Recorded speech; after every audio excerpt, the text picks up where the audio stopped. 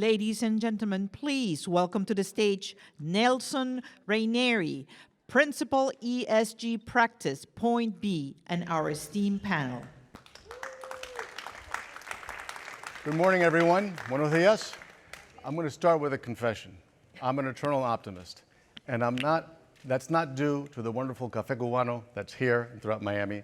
It's due to the people and the purpose that are here today, and in particular this panel. Very honored to welcome this panel today. As was mentioned, I'm a principal for the ESG practice for Point B. We're in our 25th year of supporting our clients with expertise and empathy. And in particular, the passion about ESG and sustainability is that we help our clients extend and accelerate their journey towards a net positive world, build a positive and constructive business model to support that, and catalyze that change through technology. And that's very, very relevant to what we're talking about today. I'm also the incoming chair for the U.S. Hispanic Chamber of Commerce, and I appreciate Ramiro's words, and Carmen in particular, because small business is the lifeblood and the backbone of our economy. Today you're going to hear about the role of SMEs in sustainability, and in particular for very distinguished panelists. Anthony Casciano leads financial services for Siemens and has a very unique perspective on that. Alejandra Castillo and I worked together many years ago in the Clinton administration and is playing an integral role in building back better this economy. So Angie, I'm going to turn it over to you, who's one of our best journalists here in Miami. Thank you so much. Have a great panel. Thank you. Thanks so much, Nelson. You know, I want to start, I'm a meteorologist at NBC, Angie Lassman's my name, and one of my passions as I've grown in this career is sustainability and seeing the need towards that. And it's not lost on me that the only way that we can make that happen globally is with businesses, specifically small to medium-sized enterprises working towards that goal. And so I am beyond honored to share the stage with these two panelists. Anthony Casciano leads, as Nelson said, at Siemens Financial and has done immense work in pushing that business towards more sustainable practices. Also, the Honorable Alejandra Castillo, she is the Assistant Secretary of Commerce for Economic Development at the U.S. Department of Commerce. So I want to open the discussion to you guys. First of all, thank you so much for being here. Let's just kick things off with actionable items. I think that's the best way to make things happen, right? We talk about them, but how do we make them happen? So let's talk about, we'll start with you, Mr. Casciano, the actionable steps that businesses, specifically small and medium-sized enterprises, minority-based businesses, can take to move towards more sustainable practices. Well, thank you for the introduction, and it's great to be here as well. And on behalf of Siemens, I'd like to say thank you. Sustainability is in our DNA. And what I would say is, to start, what's great for society can also be good for business, right? And for a long time, there were these headlines that that you need to decarbonize and you need to be a good citizen of the world, but you can also be a successful, and I would argue you need to adapt to sustainability to stay relevant, to be successful. So let's talk about a couple of things. First, let's talk about why SMEs. SMEs are the core of the supply chain. So you can't get goods and services from producer to consumer without that supply chain in the middle. SMEs represent 90+% of companies, 50% of all employment.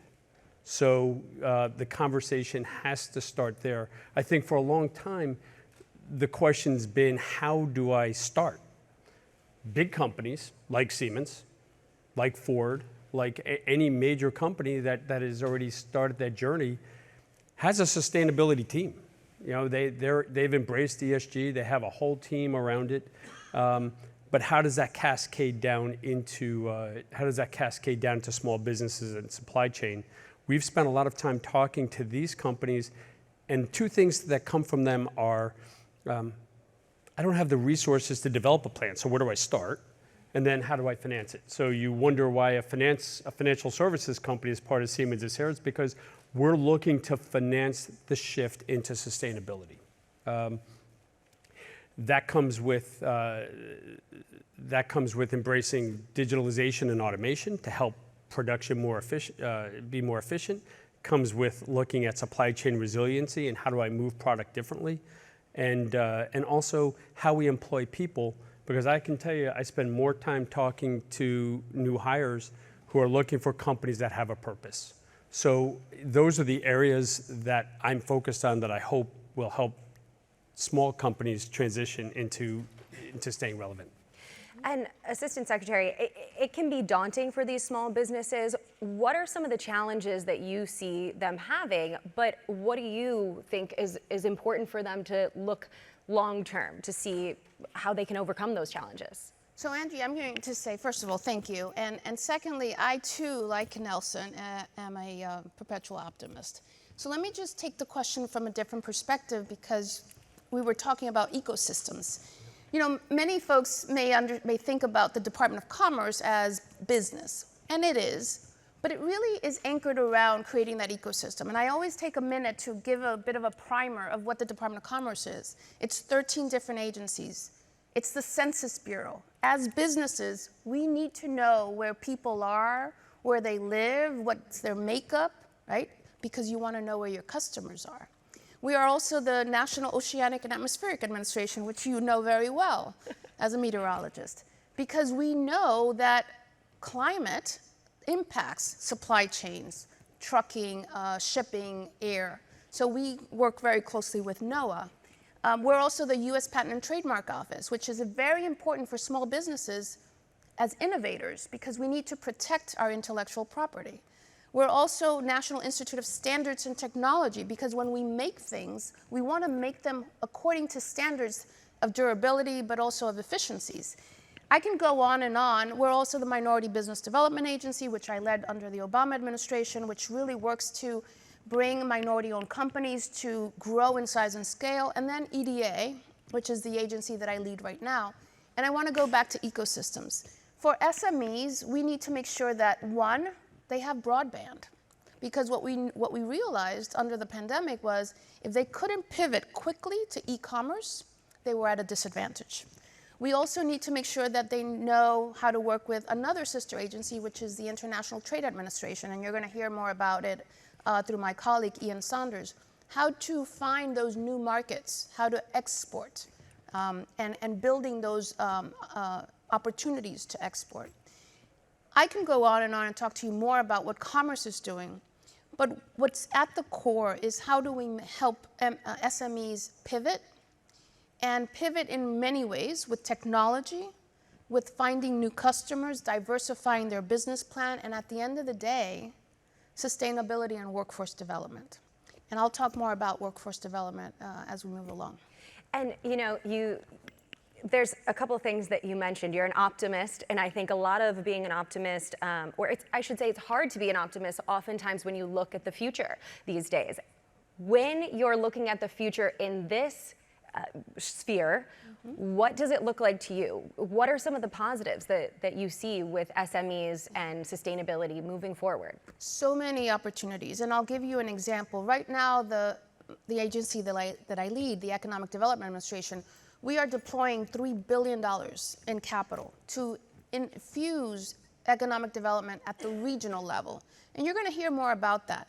When we talk about the future, that's the job that excites me the most, because what we do is really creating the arc of the future. What are the industries, whether it's aerospace, whether it's agro-tech, whether it's quantum computing, and how do we help the entire spectrum of businesses plug into these industries of tomorrow?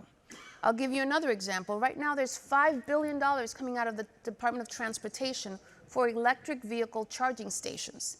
Within the next 5 years, we will need electric vehicle charging stations. Who are the SMEs that are plugged into that entire, not only supply chain, but also in the production of and manufacturing of those vehicles? So those are things that are in the future, but they're not so distant in the future. And they're happening right now. And making sure that SMEs are embracing technology, not from the lens of displacing workers. I'm not saying that. But from the lens of growing and productivity and efficiencies and bringing along a workforce that is skilled to be in those industries. And that's where I think a lot of the focus needs to be. How do we bring our workforce? And how do we help SMEs in managing that workforce as well? So maybe just one comment, Sure. and I think what you said is spot on. It's okay to be an optimist. Out of challenging times come the greatest innovation. And I think it's actually very exciting. It's very exciting to see what's in front of us versus what's behind us. Our role, I think, is to make sure that we're in a position to enable it to happen, to make sure that everyone gets to participate in what this change is in a good way.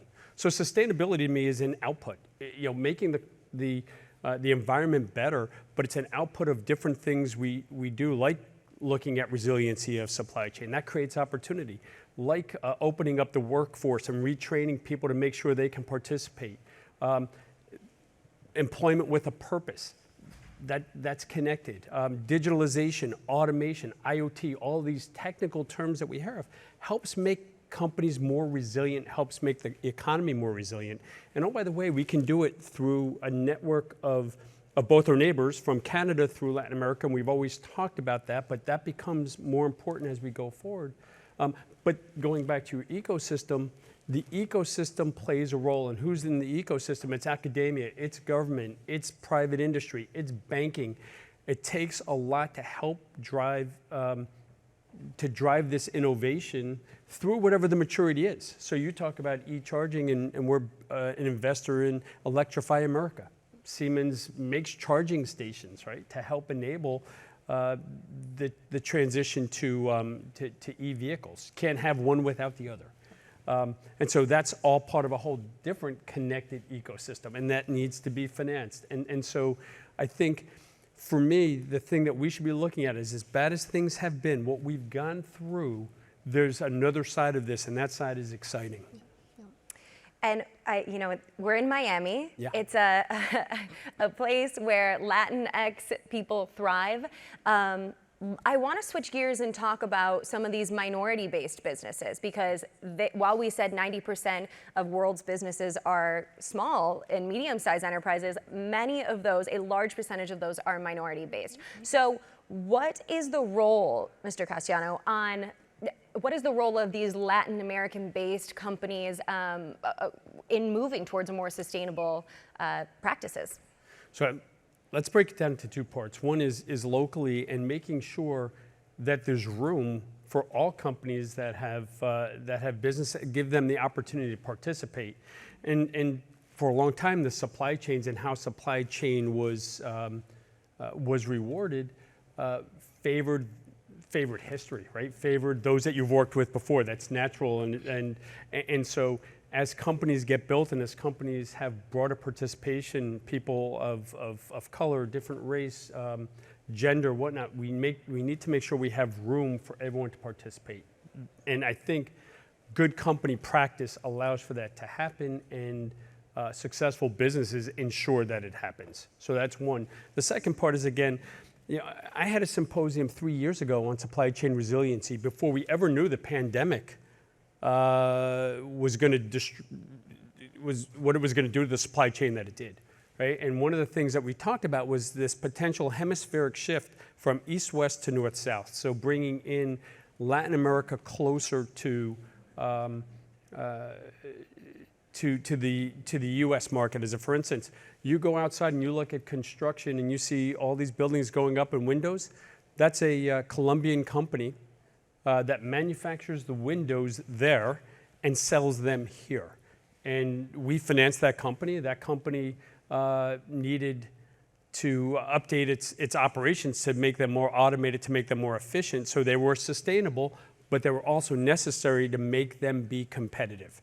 And we're doing that across healthcare. We're doing that across food and beverage companies. Coating of cereal gets manufactured in Mexico, delivered to the U.S. So you can easily connect in a way that I think we always envisioned, in an easier way as we bring automation, as we bring technology to bear. Yep. And Angie, if I can take the question from a different angle. One is, remember, I mentioned census being part of the Department of Commerce. When we look at the 2020 census, we also saw that Latinos, those Latin Americans, those individuals who have heritage to Latin America, are one of the fastest growing segment of the U.S. population. And those Latinos, as you heard from Ramiro, are the ones who are also starting businesses. And right here we have incredible business leaders like Carmen Castillo and Juan Proano and Jason Torres, all in very different sectors. So I wanted to take the question from that angle as well. But when you look at Latino-owned businesses or minority-owned businesses, they're twice as likely to export or to have relationship in other markets because of linguistic and cultural ties. That is an advantage. Secretary of Commerce Gina Raimondo likes to say that one of the unique elements of the US is our diversity. When you look at countries who are very homogeneous, their growth has not been to the par of the US. So we need to leverage that diversity. And a lot of the work that we're doing, as well as one of the first things that President Biden did, was to do an executive order speaking about equity, not as a word, but equity from the perspective of how do we deploy programs, efforts, policies that are baking in equity, because we know that we need to grow our country in a very equitable way. And with that philosophy in mind, it's also, as Anthony said, looking at our neighbors, our natural neighbors to the south, to the north, looking at what are the comparative advantage that we can build, looking at the geopolitical side of things as well. And a program that we have at EDA is called the American Competitiveness Forum, which we have an exchange of technology and innovation to bring individuals both here to the US or to go there. Our next ACE is going to be in Ecuador, and it's tech transfer, sharing technology, but also capital. Remember, capital continues to be the #1 impediment for growth of minority and SMEs as well. So I'm delighted that Anthony and I are sharing this panel because we need to provide more capital to our companies to grow. I brought my checkbook. Good. And that brings me to my last question that I wanted to ask for the last couple minutes that we have. How do public and private sectors work together on this? Who wants to take the lead? This is how we work together, I guess. Go for it. No, I think we're finding different ways to work both. I think it's public, private, but it's also academia. So it's the collective we that need to solve this. With academia, we're working with Stevens Institute to build an online place for those companies, whatever level of their maturity, can go find capital. If not from me, it's got to be from someone else. We're working with green banks, that's the public side, to help drive capital on both the production of energy, so whether it's solar projects or battery storage or wind, right, for the production side, but also to get it into companies as they look to stay relevant and competitive. Siemens hired someone from the Department of Energy. We're working there to build an ESG maturity tool to help a company calculate their carbon emissions so that they know how to baseline and where to reduce it from. So that's the collective. The Department of Energy is active in new technologies, whether it's battery technology and others. So Department of Commerce, all parts of government have to participate with the private side to get where we need to get to. Yeah. And I'll say, I've worked in government 3 tours now, and I believe in government. It is not the solution to everything. It is a part of the solution, and it is this collaborative component. And I'm glad that we're at a university center. I was going to give a shout out to Dr. Eduardo Padron from Miami-Dade, who transformed that institution. We need, as you said, academia, we need small businesses, we need communities, all a collectiveness. And I'm just going to take a minute very quickly. One of the big grants that we have right now under the American Rescue Plan is called the Build Back Better Regional Challenge. We put that challenge out to the country as a whole. We received 529 applications. The other one is called the Good Jobs Challenge, again, talking about workforce development, which is huge. We have 11 million jobs unfilled right now. And the secret sauce to those 2 grants was coalition building. It was partnerships. The authenticity of bringing the private sector, bringing in academia, nonprofit, philanthropy, all of these players, because we know that in order to help build that ecosystem, as President Biden says, it has to be from the bottom up, middle out. And we hold true to that.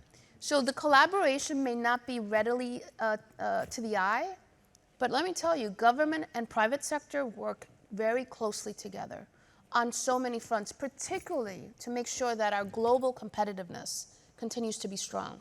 So we have to make sure that capital is at the table, technology, workforce development, and so many other elements.